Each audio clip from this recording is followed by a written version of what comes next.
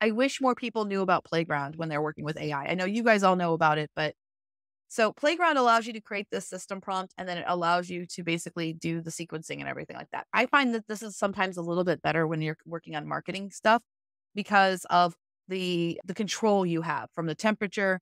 If you want some really crazy stuff, you could pump your temperature up and you could lower your top P so that way you get more unique information. Let's hop over to ChatGPT. We'll use 3.5 real fast, just for an example. Write me a very generic newsletter message for an author to send their readers. We'll start off with something that's bad.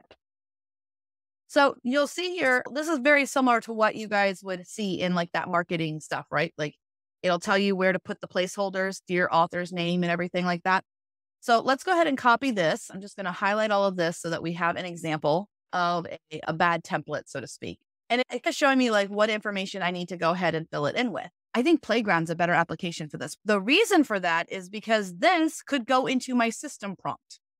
And so what this can look like, most places will show you just use ChatGPT 4 and you paste that in and then you make the changes. But for us, I think if we're not using Rexy, let's use Playground. And like I said, everybody is all about ChatGPT, but most of our members and stuff like that, FFA, we know that the API is actually the better place to be. So we'll come into the Playground, good old Playground. It's been a while since we've played in here in a lab, right? Because we usually just use Rexy. So what's really cool about Playground is that you have this system prompt that can stay static while your user prompts over here are dynamic. So I'm going to say right here, you are a marketing expert. You read a marketing copy template and change it based on the needs of your author. And now I'm going to go ahead and define out what template we're working with today by using these cool, nifty tags that say template, just a slash template.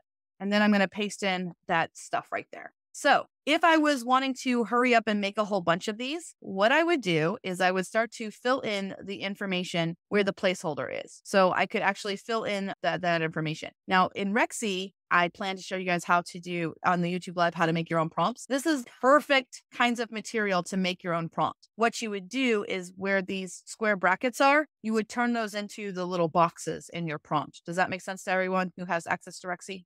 Yeah. So you would just fill these in. That way you could fill them in a whole bunch and you can make a whole bunch of emails. So what I'm going to do is, let's see here, use this. We need a book. I'll use my own information for just this demo real fast. So let me go. Author's name is Elizabeth Ann West. New book is Moralities of Marriage, book 6. This finishes the series where Mr. Darcy and Elizabeth finally have their baby. What other information? Author website it wants. So I just fill that in.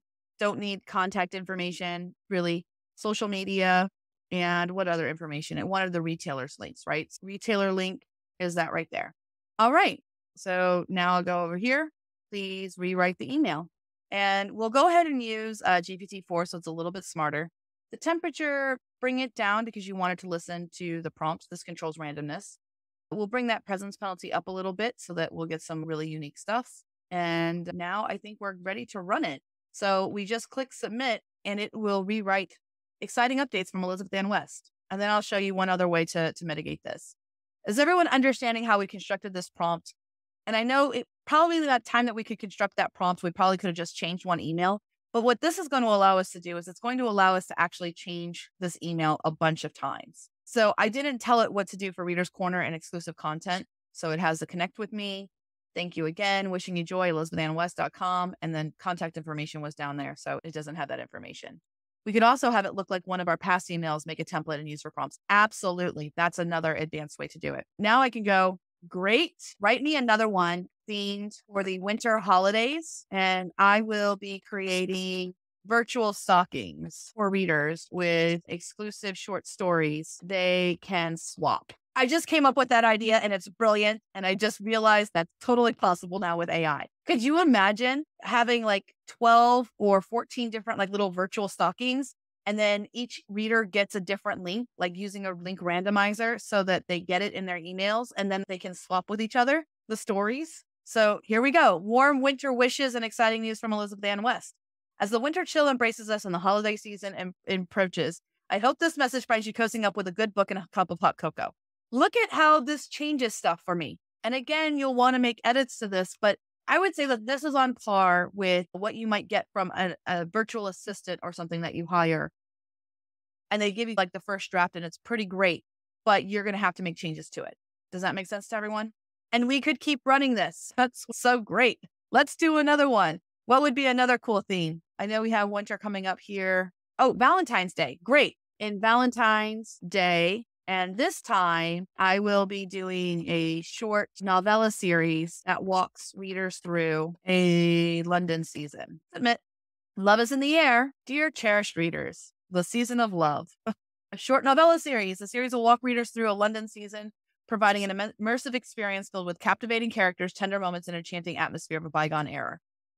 Let's keep the conversation flowing. Connect here. Readers exclusive Valentine's Day content. So there we go. New Year's.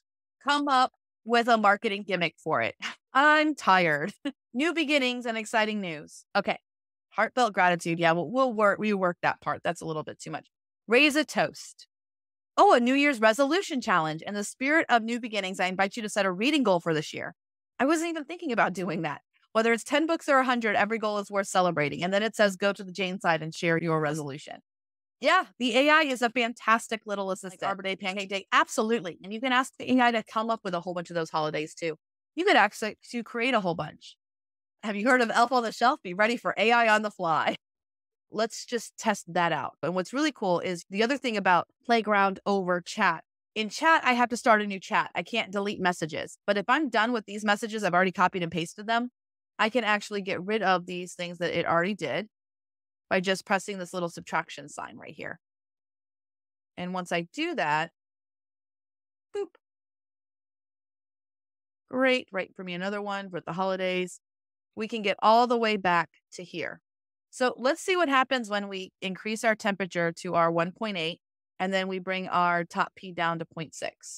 Last night, this thing was like really messing up on me. And we click submit. So we're still expressing our gratitude. It definitely chose like different words better. Apparently I'm doing virtual events and book signings, which I'm not. So then it has the connect with me. And then it has this information. Oh, President's penalty penalizes new tokens based on whether they already appear in the text so far.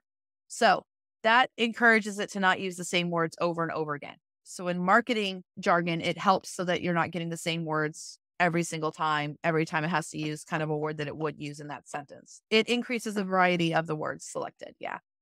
So now I'm going to say, cool, write me an email for November and come up with a marketing gimmick that focuses on NaNoWriMo. I don't know if it knows what NaNoWriMo is, but we're going to find out. Embrace the magic of NaNoWriMo.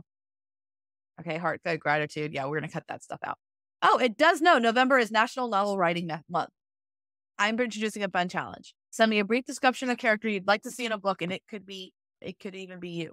Most intriguing character will make an appearance in my next novel. Send your entries by November 15th.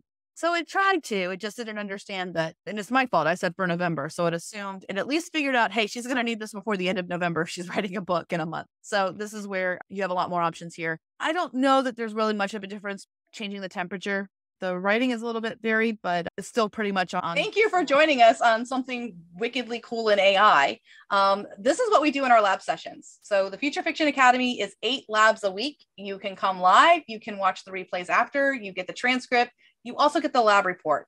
So the 5 of us are the main instructors for Future Fiction Academy, and we work together to specialize in different parts of AI tools to come up with really innovative prompting and how to use these tools in our everyday publishing careers. So if you would like to join the Future Fiction Academy, we would love to have you because it's a community that is AI positive, and we're all working together to stay on top of this new technology before we all get left behind. So by sticking together, we, for example, I kind of specialize in OpenAI and prompt engineering. Who here specializes in series writing, novellas and novels? Yep. And then who specializes in Midjourney and all of the artistic stuff? And yep. So basically between the instructors, we all have overlapping skills. We invite you to come join us and have fun because we love to play with this stuff. And we love to share it. So hope to see you in lab soon.